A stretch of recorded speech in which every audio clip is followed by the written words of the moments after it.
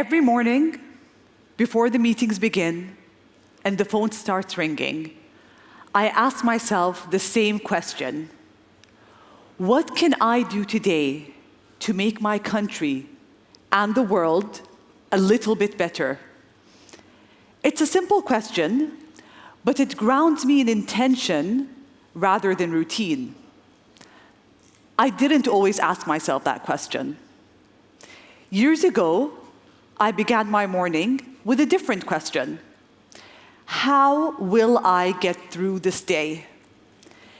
Deadlines were heavy, change felt slow, everything felt urgent. But that day, in a small moment, everything changed. In 2022, during one of Bahrain's most sought-up tourism events, the Food Festival, I made it a point to visit every vendor on the final day. At the time, as the Deputy CEO of the Tourism Authority, I wanted to ask them about their experience, thank them, and ask them how we can make things better. Those were conversations that I enjoyed deeply. We reached one stall in particular, where one of my team members leaned in and whispered. He started with a very small stall. Now, he has a restaurant in one of the most up-and-coming dining districts in the country. In that very moment, something touched me. A tourism event, something many see as entertainment, has quietly changed someone's life. Not through a large investment, not through a grand policy, but through one opportunity. That day is when my question shifted, and I went from questioning with routine to questioning with intention. Working in the government, it's easy to get caught up in policies and plans and KPIs and deadlines and frameworks. But the most meaningful change I've ever seen rarely starts in a boardroom. It starts in everyday places. It starts in hotels, it starts in restaurants, in public spaces, in hallways, in classrooms, where someone decides to care a little bit more.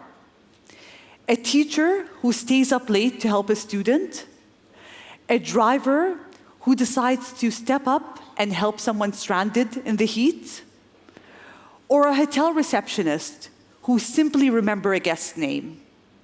Small gestures, but when they multiply, they create something profound, something powerful, a ripple effect. A few months ago, during a casual conversation I was having with a 5-star hotel manager, I learned about a community initiative that they have kickstarted. The hotel had created a 2-week on-the-job training program for people of determination. Curious, I visited, unofficially. In the marketing department, a young man, autistic, sat completely focused on his screen. He had designed bright, elegant materials to promote the hotel, filled with thoughtful details. He smiled and said, "I'd love to show you what I'm working on. I'm really enjoying this." I could hear the pride and enthusiasm in his voice. In the finance department, another young man, also autistic, was deep in spreadsheets.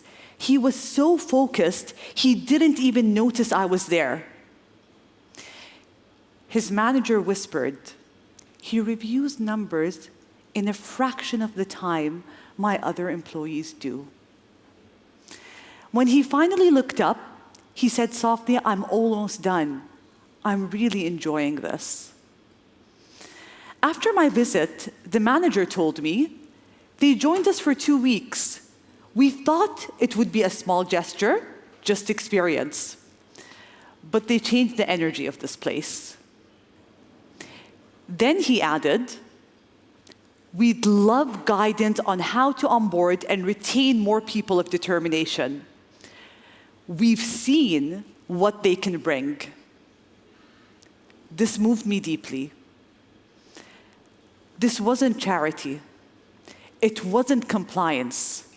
It was belief in someone's value. Here's the thing. Bahrain already provides wage subsidies, training, and certification for companies that hire people of determination. The support existed. The hotel simply wasn't aware. Just as they have done something to make the lives of 2 young men better, I could do something to make their lives a little bit easier. So we acted quickly to connect the dots. I reached out to my fellow ministers, and together we formed a small task force to link existing government support with hotels, to match real vacancies with registered candidates. Within weeks, we rolled out an incentive package and contacted hotels across the country. The response? Phenomenal. Vacancies started pouring in. Today, we are matchmaking roles with candidates, but more importantly, we're turning compassion into careers. That simple act of kindness from a hotel became a ripple effect of good intentions. I'd like you all to join me to applaud one of the gentlemen who was part of the 2-week program, who inspired me to take action. Hussein, thank you so much for being here today and for inspiring us to take action and move things forward.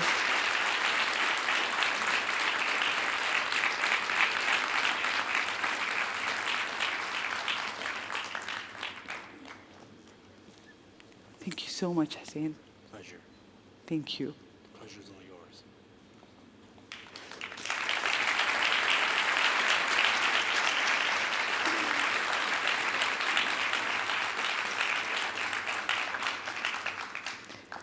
Sit down with your mom now. Yeah?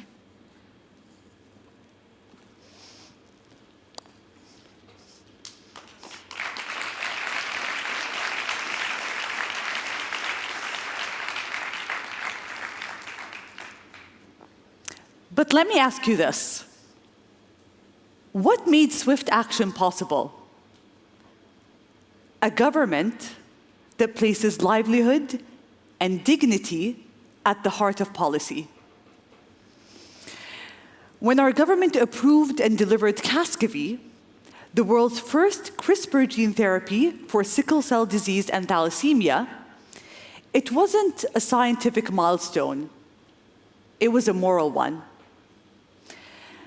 Bahrain became the second country after the United States to offer this treatment, turning a lifetime of pain into the possibility of a cure. I want you all to take a moment and look at the picture that is in front of you.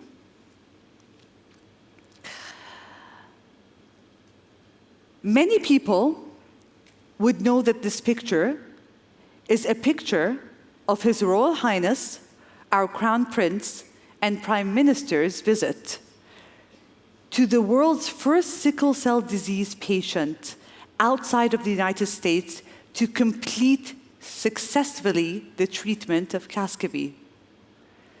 I am here to tell you that this is not just a picture. This is not just a visit. This is a picture of a government that took a decision that was rooted in empathy. Empathy for patients, defined by hospital visits. Empathies for family that are waiting for hope. empathy that says, if we, as a government, can change their story, we will. This empathy transformed into governance, where human needs drive national action. Empathy isn't soft policy, it's strong policy. It builds trust, and trust builds nations. When I was a child, coming from a country that is very cosmopolitan, I remember watching how my family greeted people from different religions, different beliefs, and different backgrounds with the same warmth, the same smile, and the same respect. At the time, I didn't know what that everyday harmony was, and that it was actually rooted into something deeper. Bahrain's constitution protects freedom of belief, dignity, and more importantly, the dignity of every community. It doesn't just sit on paper. It breathes life into our policies. How we build our schools, how we protect our places of worship, and how we celebrate our national identity. Our coexistence is not accidental, it's natural.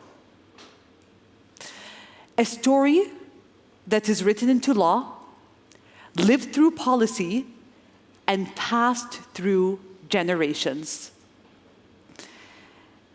And when you look at these three stories, a hotel transformed by inclusion, a nation offering a life-changing cure, and a society that is built on coexistence. You might think or wonder, what is the connection between them? But when you take a closer look at those stories, you realize that they are not separate moments. They are actually chapters of the same story. Each one of those stories show what happens when empathy moves from people to policy to identity.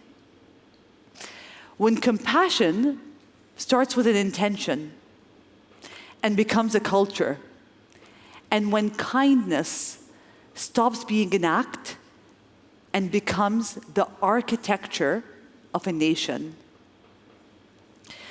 This made me realize, as governments, we always tend to talk about growth and GDP. But have we ever considered this? What about kindness per capita? Let's take a moment and think about kindness per capita. What about measuring the strength of a nation, not just by its economy, but by how people care for one another? The future we want is built one act of care at a time, by people who choose compassion when no one is watching, and by governments that lead with empathy, building trust, dignity that feels human. So let me invite you to take a moment and think about your morning routine. Before the messages starts, before the meetings begin, what if you asked yourself the same question?